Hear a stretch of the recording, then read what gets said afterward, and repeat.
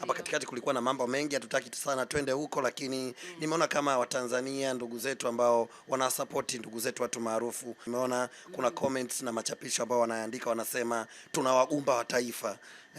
Wakipeleka kwa dada yetu Wema Sepetu pamoja na Diva the Boss. Kuna namna kama wamevuka mipaka. Unaona ni sahihi wa Tanzania kuwarushia maneno watu maarufu mpaka kuwagusa kwenye masuala ambayo yanahusu uzazi ambao Mungu ndo anapanga? Hapana, hivyo sio vizuri. Na tatizo ni moja.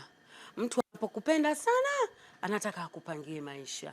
Anataka akuchagulie chama, anataka akuchagulie gari la kuendesha, anataka akuchagulie mavazi ya kuvaa.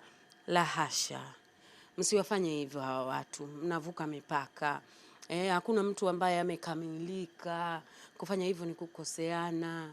Na wakati mnazungumza hayo, mimi habari nilizonazo ni kwamba kipindi chote cha kampeni Wema Sepetu inasemekana alikuwa anatembea na vikopo vya mate kwenye gari lake. Mama.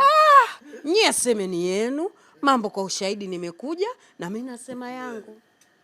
Wema Sepetu anatembea na kikopo cha mate. Anatembea na vikopo vya mate kwenye gari lake. Mimi ndo sijajua, lakini kiukweli sijajua. Waligombana na sijajua. Pale akamchukua Rita akakaa naye pembeni. Nakwambia hilo sijajua, lakini nimezungumza na hairdresser wake.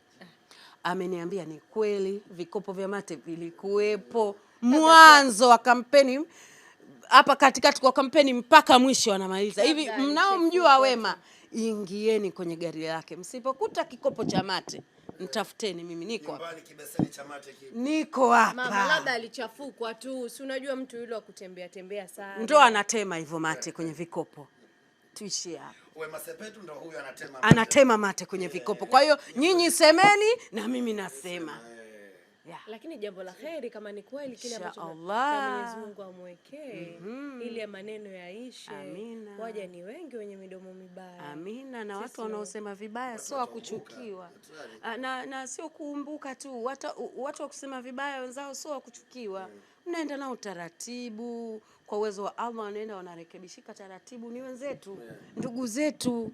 Unaona dada yetu Diva the Boss kama uvumilivu ulimshinda, akaamua kujibu kwamba hajaamua tu kuyaleta public, lakini ana mtoto wake tena mkubwa tu, yani hajaamua tu, amewacha muhangaike na maisha yenu ya mitandao. Na katika kitu ambacho nakipenda kwa shoga yangu, rafiki yangu karibu kabisa Diva, ndio bwana, ikitokea tu chochote Diva lazima aseme niliwahi kubeba mimba ya huyo jamaa.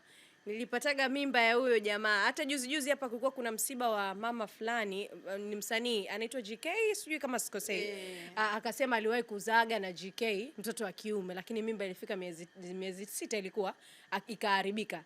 Sasa we don't know ilikuwaje mpaka akafahamu alikuwa mtoto wa kiume, lakini to her point alisema mimba iliharibika. Tuanzie hapa kwenye kuwa na mtoto alafu Mungu amfanyie wepesi. Amina. Yoyote anasema nina mtoto au nilikuwa na mtoto alafu bahati mbaya tayari anatamani, Mungu amtimizie hitaji lake.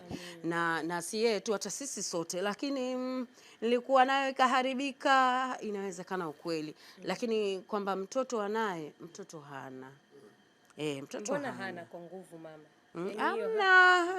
Mimi sipendi kupesa. Mtoto hana, lakini binafsi na wenzangu tunamtakia kila la heri. Apate, ni hitaji lake, apate zaidi na zaidi, azae hata watoto 10. Mama, mbona ghafla? Ni vizuri, mwache. Mwenye kasema anaye. Tena binti mkubwa. Nasema yuna binti yake. Ila tu haishi mjini. Kijijini kwa mujibu wake.